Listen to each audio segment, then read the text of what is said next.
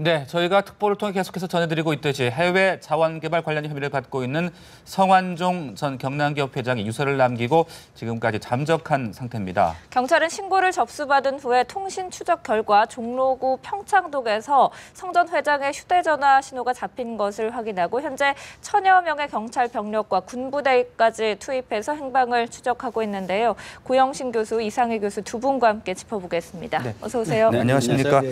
네, 성완종 전 회장 지금 잠적을 감춘 상태입니다. 상황이 그다지 좋지는 좀 않아 보이는데 어떻게 보고 계십니까? 어쨌든 뭐 안타깝다는 말씀을 드리고 뭐 성 회장의 행방이 아직은 최종적으로 확인되지는 않았습니다만 저는 개인적으로도 또한 오래 교분이 있는 분이어서 더욱 좀 씁쓸합니다. 예. 어쨌든 뭐 성 회장이 개인적으로 최근에 이런 그 자원외교와 관련해서 수사를 받으면서 뭐 어제 기자회견에서 밝힌 대로 억울하고 여러 가지 어떤 분노, 배신, 좌절감을 많이 느낀 것으로 생각을 합니다만 그럴수록 적어도 이렇게 큰 기업인이고 또 지금은 뭐 정치권에서는 떠나 있습니다만은 공인인 이런 분이면은 더군다나 법원에 나와서 자기의 그런 그 잘못이라든가 진실을 명백히 밝히는 그런 노력을 해야지 좀 억울하고 분하게 해서 또 자괴감을 느낀다고 해서 이런 극단적인 선택을 한 것은 좀 적절한 것은 아닌가 하는 생각을 하면서 다만 두 가지 지적하고 싶은 것은 검찰이 좀 무리한 수사를 하고 있는 것 아닌가 하는 그런 느낌도 받습니다. 과거에도 뭐 노무현 전 대통령은 물론이고 남산국 대우그룹 사장 또 정몽원 전 현대아산 회장 또 안상영 부산시장 그리고 박태영 전 산자부 장관 등 이런 분들 아주 우리들이 그냥 이름만 들어도 알 만한 분들이 검찰 수사 과정에서 극단적인 선택을 해서 자살이라는 그런 결정을 해가지고 많은 국민들이 놀란 적이 있지 않습니까? 네, 성완종 전 경남기업 회장이 유서를 남기고 잠적했다는 소식에 대해서 얘기를 나눠보고 있었는데요. 앞서 조금 안타깝다, 오히려 억울하다면 나와서 밝혀야 된다라는 말씀도 해주셨거든요. 지금 상황 어떻게 보고 계신가요? 일단 먼저 말씀을 하셨습니다만 극단적 선택을 통해서 이제 불행한 일, 이런 일은 없어야 되겠죠. 이런 일은 국민적인 어떤 정신 건강에도 상당히 안 좋은 일입니다. 그러나 이 문제를 굉장히 좀 중요하게 봐야 될 일은 굉장히 이례적이었었거든요. 왜냐 그러면은 오늘 아침 10시 30분에 구속실질 영장 심사를 앞둔 상황에서 어제 바로 기자회견을 했단 말입니다. 그 기자회견 그 자체가 문제가 아니라 기자회견의 내용이 문제라는 것이죠. 기자회견의 내용이 대부분 나는 MB 정부의 사람이 아니다. 나는 박근혜 정부를 도와서 열심히 일했다.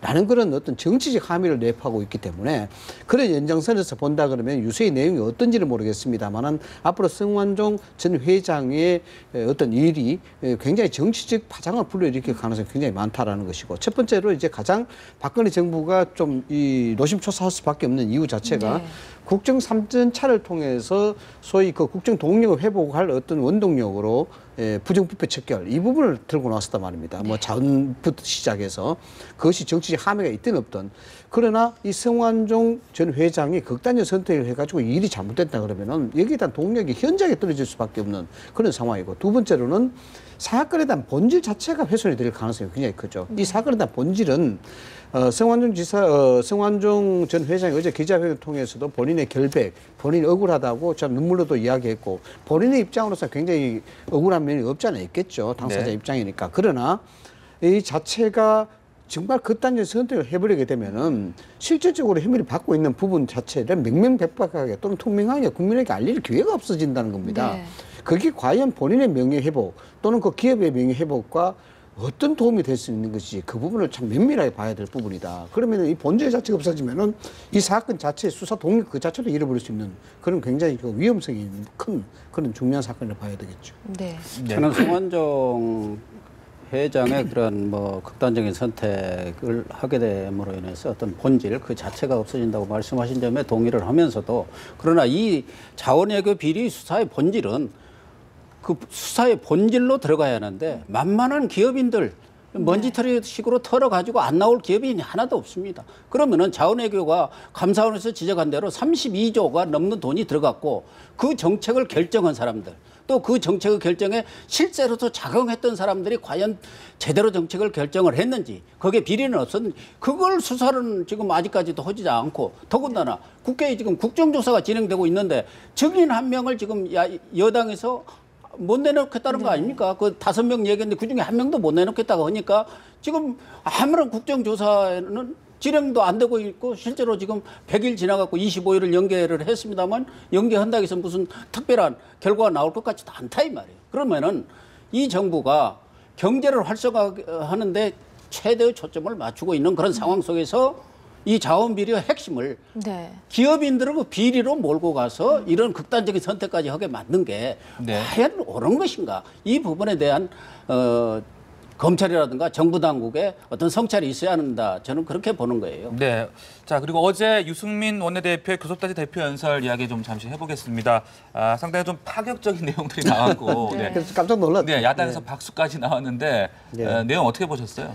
뭐 유승민 대표의 연설 그 자체는 다 안보는 보수적으로 가고 경제는 진보로 가겠다 뭐 그런 얘기입니다. 그런 측면에서 이제 안보에 대한 부분은 네. 보수적 사관에 입각해서 헌법적 질서를 지켜야 되겠다는 그런 의미가 상당히 내포가 되어 있더라고요. 사드 배치에 대한 문제에 있어서 당연히 뭐 배치해야 되지 않느냐 그런 어떤 원론적인 보수적 사관에서 이야기를 했는 것이고 문제는 이제 파장을 일으킨 이제 경제에 대한 문제죠. 네. 경제에 대한 문제가 박근혜 정부가 지금 추진하고 있는 여러 가지 경제 정책과는 좀 배치되는 그런 발언들을 많이 했기 때문에 과연 이것들이 어떤 연장선에서 이야기했는가 이제 그게 이제 관심이 주목이 되는데 결국 최경환 부총리 체제가 출범하면서 초이노믹스 이 부분을 비판했습니다. 단기적인 부양은 문제가 있다라는 그런 네. 부분을 이야기하는 것이고 여기에 따라서 이제 누리 과정이라든가 보유 정책에도 문제가 있다. 이건 다시 한번 다듬어 봐야 되지 않냐 이런 문제. 그다음에 가장 중요한 문제가 134조의 공약 가계부 이 공약이 들었는데 134조였는데 여기가 사실상 지켜질지 어렵다. 네. 이 고해성사식으로 이야기를 했단 말입니다. 이게 뭐냐 그러면은 결국 선별적 복지냐 선택적 복지냐에 대한 부분을 원론적으로 지금 이야기하고 있는 부분인데 좀 더 쉽게 말씀을 드리자면은 결국 정서를 해야만이 복지를 할 수 있지 않느냐라는 부분을 아주 직설적으로 이야기했던 겁니다. 네.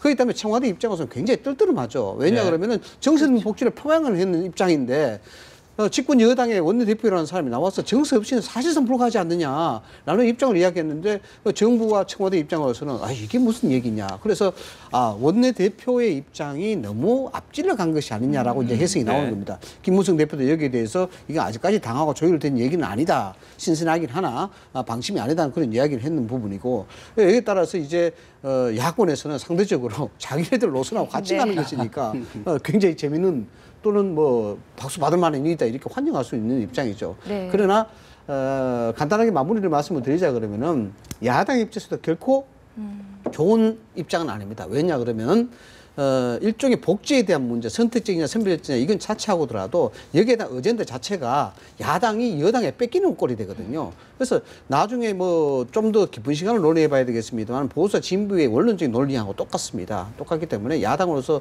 유승민 원내대표의 발언에 박수만 보낼 일은 아니다라고 봐야 됩니다. 네. 말씀하신 것처럼 야당이 박수를 치고 좋은 평가를 내리긴 했지만 어떤 이슈를 선점당한 것 같아서 그렇죠. 오늘 아마 문재인 대표가 교섭단체 연설 앞두고 좀 고민도 많이 했을 것 같아요. 그럴 것 같아요.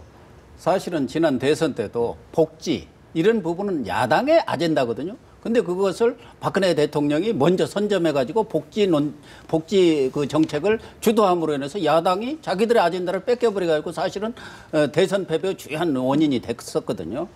어쨌든 어제 유승민 원내대표의 그런 대표 연설은 정말 파격적인 연설이죠.